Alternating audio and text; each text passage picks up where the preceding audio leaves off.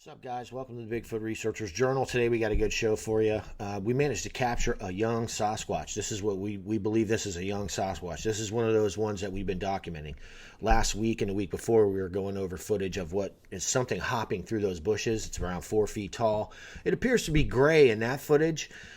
We got a black one outside the bushes, man. The guy looks like he's running like a running back, carrying a football, trying to get back in those bushes.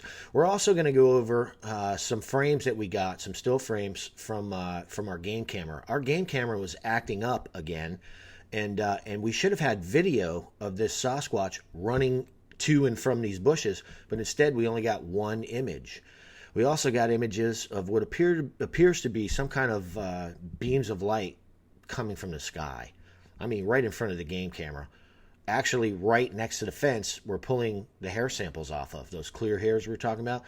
I'm going to go over some stuff today that may help explain some of this paranormal woo Bigfoot stuff. Many researchers have come out of the field and complained about being tased or having some type of electrical energy going through their body. What if these are drones the U.S. government's using to manage the Sasquatch, and you just happen to be in the area they're being managed? This has happened to me, and we're going to show you live footage, real footage of me and my device being disrupted. Curiously, we're also going to go over a government regulation in this video that shows you that not only is it possible, the FCC demands it. Welcome to the Bigfoot Researchers Journal. Here's a piece of footage I shot in 2015 on expedition in Central Florida. Got a call from a hunter, said there's some activity up here, you need to come up here. After a while, Mel and I decided to go, and you can barely see this individual, man. And yet, there's one of those Florida skunk apes. Little guy, leaning up against a tree, watching me as I film.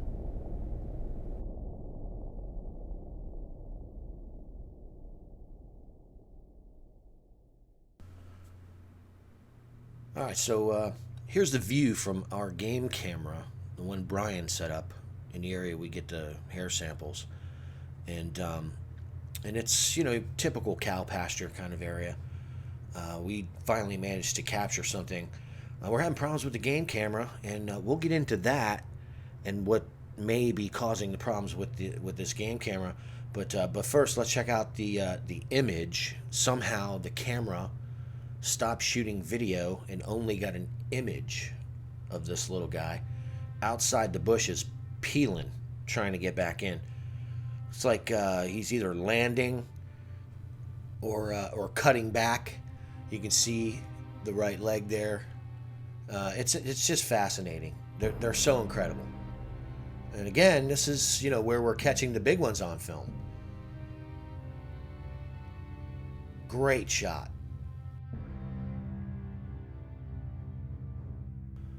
It's no surprise to me that we're catching these smaller ones on film. We catch smaller ones on film more than we catch the big ones on film. I think the smaller ones are a little more curious, a little more inexperienced, and they just seem to be easier to capture on film. Obviously, it's rare to see one outside of the bush here in the state of Florida. For a long time now, several decades, manufacturers have been putting out game cameras. We all know high quality cameras have been used by researchers for a long time. Game cameras, probably 3 decades, have been out and used regularly by researchers. But has anyone ever taken the time to look at the small print? This is actually the first time I ever looked at the small print. And the small print clearly says that this device complies with Part 15 of the FCC rules for manufacturers when they make a camera or any kind of electronic device. Operation is subject to the 2 following conditions. This device may not cause harmful interference, which I think we can all agree on, right? And then there's Part 2. And Part 2 is where the door is left wide open for violation of our civil liberties. Part 2 clearly says that this device must accept any interference received, including interference that may cause undesired operation. It's right there in black and white, right? Essentially, this leads you to think that there is something that can be used to cause interference that may cause undesired operation. Okay, well let's get into the first part of this. Interference received, right? What would interference with a camera actually look like in real time if it was recorded? Well, let's take a look.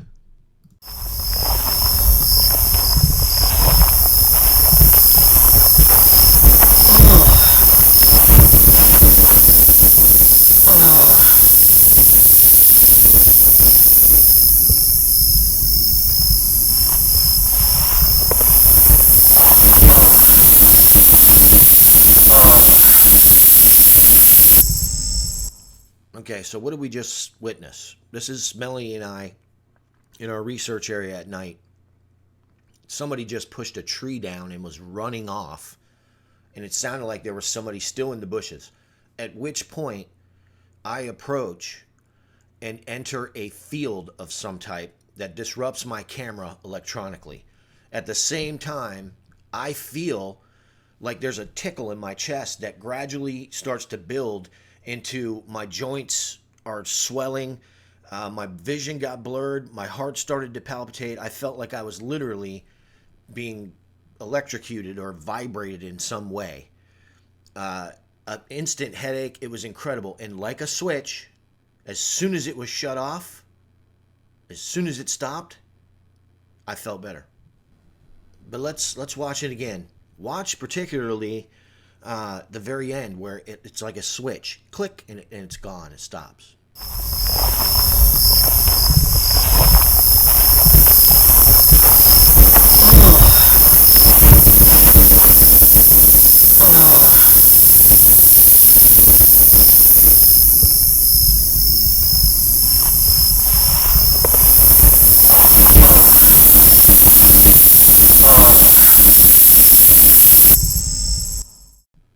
So as you can see from watching that video, the field that I enter, wherever it's coming from, and I suspect it's coming from above me, from one of those craft that Scott and I witnessed with the infrared lights that you can't see with the naked eye because it's dark, but with the night vision goggles flashing, flashing, flashing. I think those craft are doing this. It's clear that I enter a field with my camera because the undesired operation and really the physical symptoms that I was experiencing gradually got worse as I moved forward, and then they reached a fever pitch and shut off as if a switch was turned off. You can plainly see that. If you want, go back and look at it. You'll see this is exactly what happened.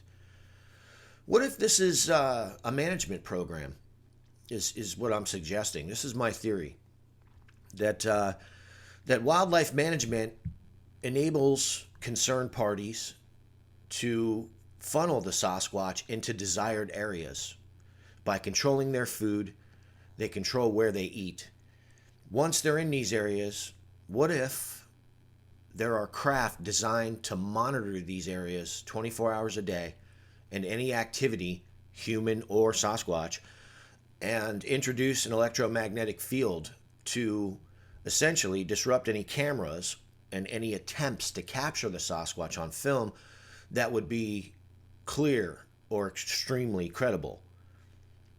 What if under our noses, the devices we purchase to document as researchers are literally being disrupted by a management plan and the technology used to manage the Sasquatch species? See, the camera feed being disrupted, I honestly believe, is incidental to what's actually occurring. What's actually occurring, I think, is they're trying to keep the Sasquatch back by using this pulse. If it affects me as a human being, surely it would affect them. Even if it's just enough to make them feel uncomfortable to vacate the area or move back. But in addition to that, Scott and I personally witnessed craft in the field over our research area that were using infrared light. Are these craft what are responsible for the electromagnetic disruption in our cameras and researchers' cameras all over the country? Is this, at least in part, one explanation for why camera batteries continue to be drained in many research areas across the country? And could this manufacturer's requirement be the basis for many of the supernatural explanations that researchers or eyewitnesses come out of the field with who've tried to use their devices and had the batteries drained? We all know you can't hide what's real. We all know that these things are definitely hard to manage. What is manageable? How about the technology used to document a species that is going unvalidated by mainstream science and the U.S. government? You're looking at Rule 15, the FCC insists upon, and it clearly says that electronic devices must accept any interference, including interference that may cause undesired operation or results. Does this at least begin to explain some of what researchers and eyewitnesses are coming out of the field talking about? Oh, my batteries are drained. Well, the Sasquatch have a gland in their forehead that they can shoot electromagnetic energy at you, and it shocks you and it disorients you and it drains your camera batteries. Sasquatch are natural. The only thing unexplainable at this point is what devices are they using to cause undesired operation?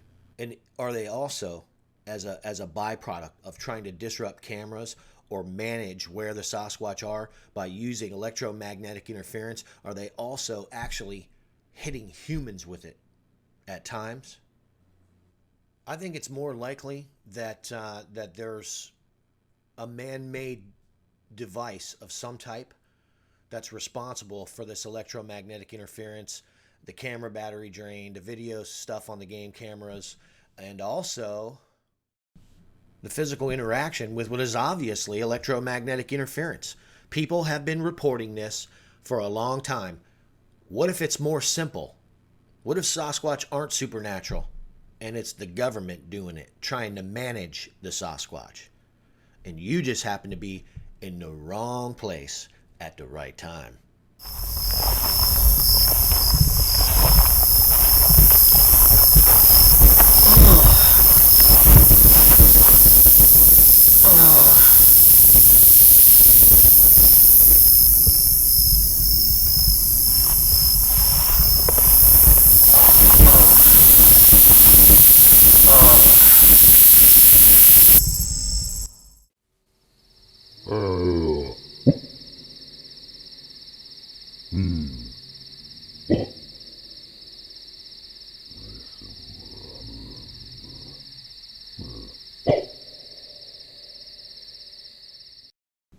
Okay, so here's a track that Brian found and cast. You can see the toes up there. This track is really big, man. This track is 18 inches long by 7 inches wide, and right here you can see a comparison to Brian's foot. Now this is corroborating physical evidence in addition to the hair samples that we have that you cannot identify that are clear. A lot of clear hairs in there. Not supposed to be there, man. We've covered that in the last couple of episodes. Polar bears don't live in Florida. They're the only species with clear hair. So what's leaving these giant tracks? Let's look at this little guy again, right? So here's the fence, and this is actually one of the exact spots we're getting these clear hairs. There's some of the hair right there. We also have found several samples of hair that have algae growing on it, like it's coming from a sedentary species, something that stays in the same areas in these swampy environments, right? You can see the fence. It's plain as day. There it is. Now right here, we're zooming in. You can see that was a game camera shot, and you can see there's a hominoid left-hand side. Plain as day. Black coloration. Really interesting backside shot here. If you look closely, you can see the angle of the trapezius muscle on the left side going up the back of the skull. It appears this dude has no neck, matching eyewitness descriptions. You can see a bit of an apex there. It also appears that in the action of this shot, his arms are out in front of him as if he's thrusting forward. You can see the knee on the left side there is bent a little bit. This is a little hairy guy, man. This is a young Sasquatch. But really, why are we struggling to capture one of these guys out in the open in our research areas? Why are they so afraid to come out of the bushes?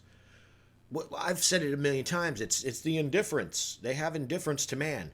Well, what if they're being harassed by a management program using some kind of technology to help keep them in the bushes? How about something like this?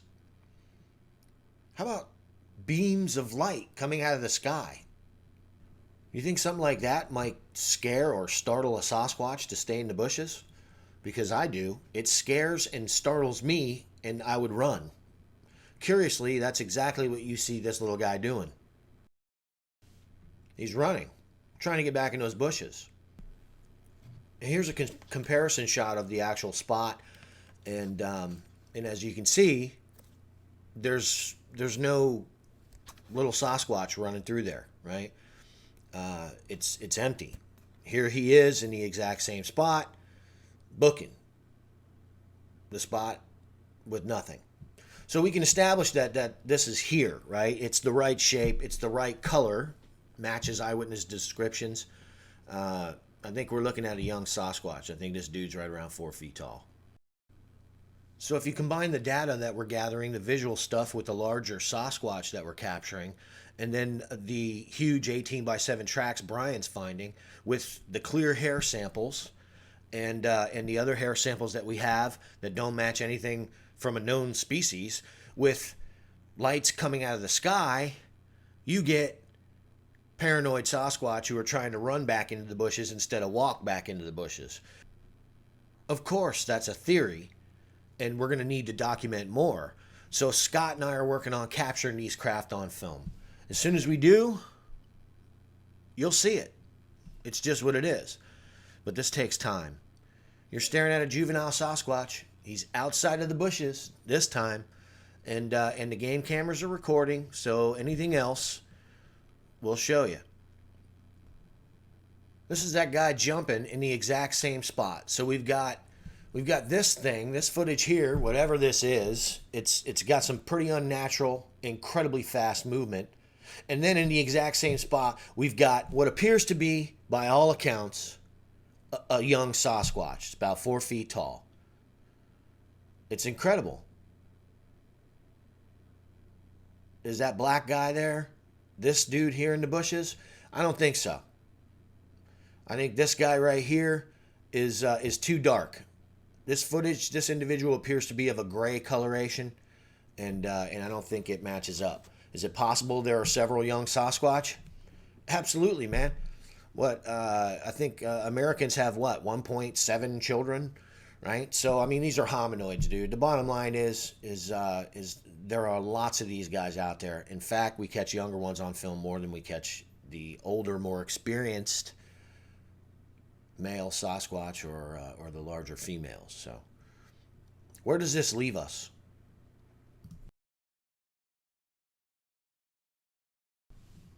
Well, it leaves us with unidentifiable hair samples, right? Coming off this barbed wire.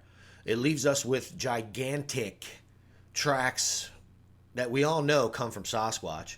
It leaves us with tons of footage from this spot, including this gray juvenile that was less than 20 feet from Brian. And then this guy right here, peeling back, looks like a running back, getting ready to head for the end of the defensive line to turn up field, right? Like he's in action, man. This dude is hauling ass. And then we have the unexplainable.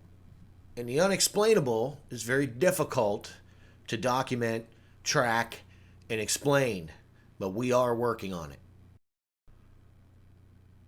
Is this a part of a government program to manage the Sasquatch or the areas that the Sasquatch are habitating? We'll see. More will be revealed. That's all I can tell you. I just know it's happening. If you look at the top in the center, you're going to see there are some other lines that appear to be coming down. Is this light at all? Are these cables of some type? Something is hanging alongside what appear to be beams of light coming out of the sky. That much we know. This is what it appears to be. The one particular thing that I find interesting about what you're seeing right now on this game camera is it's happening 45 or so feet from where we've been documenting actual Sasquatch, right? So I don't know, man. I think we're going to have to stay on this, and we're going to have to get more concrete evidence before we start jumping to conclusions. We have a theory. This isn't a theory in this shot. This is a juvenile Sasquatch. There's no getting around it. He's right there in front of you. So I hope you've enjoyed this episode of the Bigfoot Researchers Journal. And we are currently rolling game cameras all over the place. And we've got nighttime expeditions coming up. Scott and I are getting ready to head in the field tonight to shoot more thermal footage like what you're seeing right here. This is from last weekend. And believe it or not, this is broad daylight. And I believe we managed to capture an adult Sasquatch on film right here. This is a thermal signature that fits the descriptions and what you've been seeing here in the Bigfoot Researchers Journal. A big skull. Is this another Sasquatch in the middle of the day observing us? We'll see. We've got to get better documentation. That's a fact. But we're working on it, as you can see. That's a young Sasquatch. Man, I can't wait to catch this guy on video running across that prairie. It's going to happen.